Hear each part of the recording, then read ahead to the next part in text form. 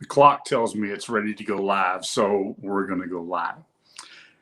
Good morning. It's Tuesday morning, sitting on a bucket inside the living room because it's fixing to rain outside. So I wanted to share something with you today, a story from a bucket from my dad. And most of these conversations begin with some lesson, something that happened along the way. And I can share those with you.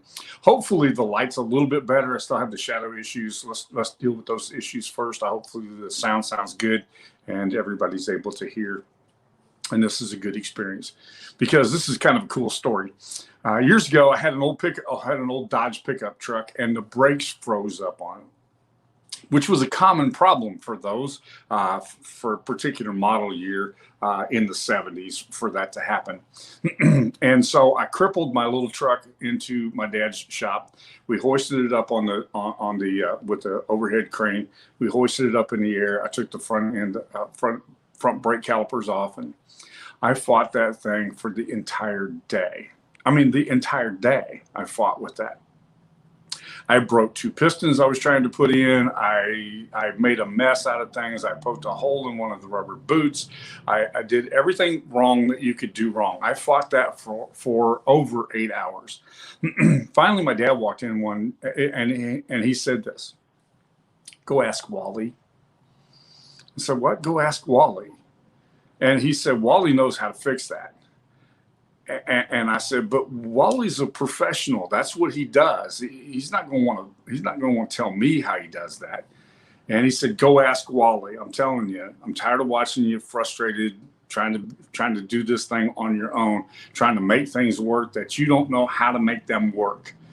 You're pretty sharp. You're pretty good at this, but this one's over your head. Go ask Wally." So I kind of took my best deep breath and said, "Okay, I'm gonna go ask Wally." I've known Wally for a long time. He was kind of an arrogant mechanic, but he was really, really good. There wasn't anybody that was better than Wally. So I go to ask Wally. I walk in and I said, Wally, I'm fighting this thing with my brakes." He said, "What have you done?" I said, "Well, I poked a hole in the boot. I've broken two pistons." He said, "Yep, that's about par for the course. That's what most people do. And that's what you've got to look forward to." I said, "But Dad told me I could come and ask you, and I apologize for having to do that, but I'm going to ask anyhow. What do you do?" He said, "Well," and took me over aside. He says, "We have a contract with the city to fix that every time it happens to one of the city vehicles, and they've all had that problem." He said, "It takes me about 40 minutes to replace both of them on both front end brakes, because we always do them both at the same time." And he said, "But we charge them 6 hours because I know a trick nobody else knows." Okay. So Wally picked up a rag, picked up the caliper. He said, "Here," and he said, "There, pop, pop." And the other one slid right in. It's like we were done. It literally took 2 minutes to do what I had been fighting for 8 hours. I had bought two extra pistons. I poked a hole in the rubber boot, so I had to replace it. I asked the guy at the auto parts store, and he said, "Every time I do mine, I make sure I have stuff stocked because I know I'm going to make mistakes. I know I'm going to have the very same problems that you're having."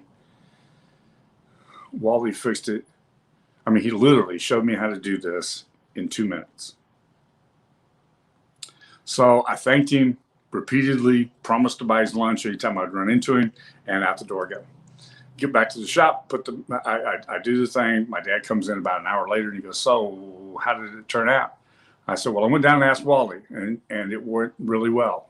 And he told me this, and my dad leaned over and looked at me and he said the most important thing I've ever heard: "Never try to beat a man at his own game." Never try to beat a man at his own game. There's nobody better than Wally, and he's the best. And he said, "Besides, I paid him to tell you what he knows, because he wasn't going to share that with just a punk kid like you. So I paid him to give you his expertise." Now, really important, not so much that my dad paid for that as much as it is that oftentimes people try to do that one thing. They beat somebody at their own game. And I recognized on that day that I used the word repeatedly that day, Every time I talk to anybody about how things were going, as I walk across the street and get more parts from the auto parts store, I use the word frustrated repeatedly. And I recognized this, that when somebody says frustrated, what you're trying to do is you're trying to, in 30 minutes or an hour, get your level of expertise that's taken me half of my lifetime to do. Does that make sense? That's really important that we understand that.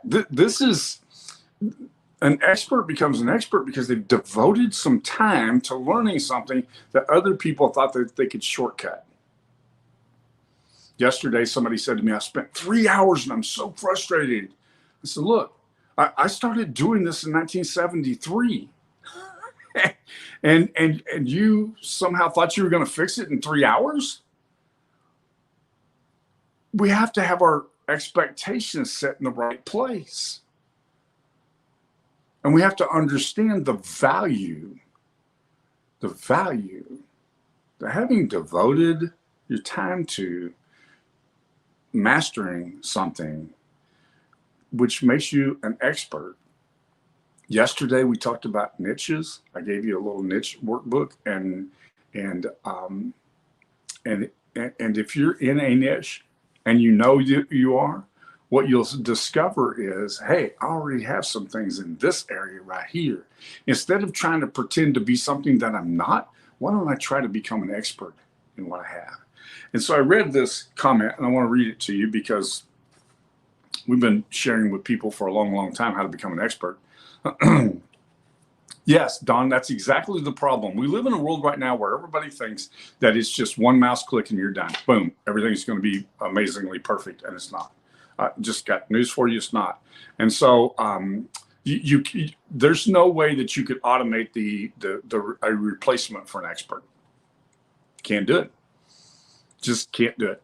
And so, but let me read this quote to you. Yeah, that's the problem. Nobody wants to pay for craftsmanship.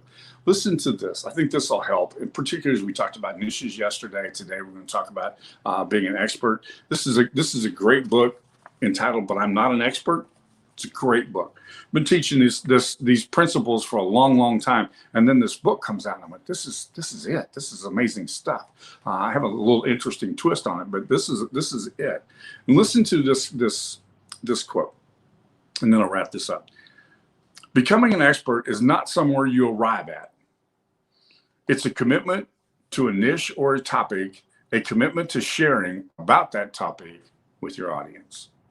Now, an expert must be willing to share that with his audience. I've spent half a lifetime learning to do certain things. I have, and I'm willing to share those. Sometimes I'm willing to share them in order to build an audience. Sometimes I'm willing to share that in order to demonstrate my expertise. Sometimes I'm willing to share that in order for other people to benefit. And I think that there's a certain amount of value that comes out of that. And sometimes I do it so I can learn. Honestly, do it so I can learn. So it's important to understand you can't beat a man at his own game. I had a friend later on that came along and he said, always run in your own lane. Don't try to run in somebody else's lane, which was kind of the same thing my dad was saying. Don't try to beat a man at his own game. The book, I'm sorry, Jeremy, the book is called But I'm Not an Expert. Great book. This woman's written about 4 books like this.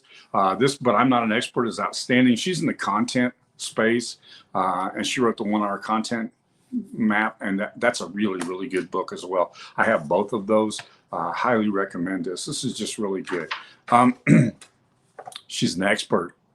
Instead of pretending that I have more knowledge than I do, quote an expert. There's value in that, right? For me, I sent dozens of people to go see Wally because I didn't want to ever do that again, but Wally knew how to do it. Don't try to beat a man at his own game. Instead, focus on demonstrating your expertise in the space that you have, and it's amazing what happens. And Larry's nailed it. If you want to learn something, you have to learn how to teach it. Because as you learn it and teach it, It's amazing what happens. I said that a long time ago, that experts aren't experts because they are experts, don't write because they're experts. They are experts because they write. They're learning how to teach it.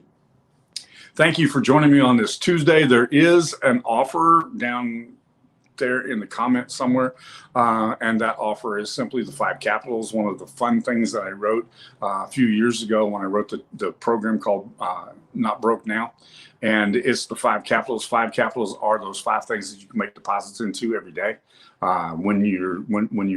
When finances become an issue, then you still have 4 other accounts that you can deposit in. And if you focus your attention on those 4 other accounts, it's amazing what happens to the 5th one. So thank you all for joining me today. I really appreciate it. Jeremy, Don, Max. Max, it's always good to see Max because I know this is a really weird time for Max. And Larry and Mark and others. And so I appreciate you coming on and joining me today. I look forward to seeing you tomorrow.